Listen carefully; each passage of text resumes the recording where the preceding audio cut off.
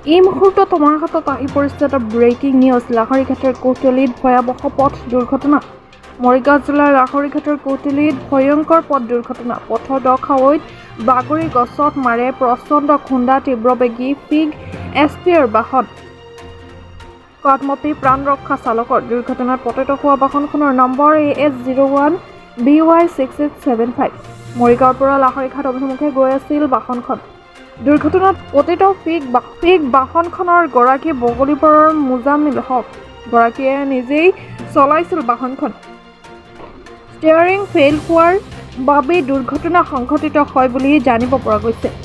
লাহৰীঘাটৰ পৰা খাইৰুল ইছলামৰ ৰিপৰ্ট।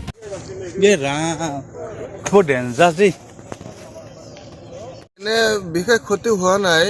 গাড়ীখন মানে ইয়াত প্ৰায় এক্সিডেণ্ট হয়ে গাড়ী ক'ব গ'লে। আপোনাৰ ষ্টাৰ্টিঙৰ কিবা প্ৰব্লেম হৈ কিনা চাগে আগত কিবা পৰিছে, এনেকুৱা হ'ব পাৰে।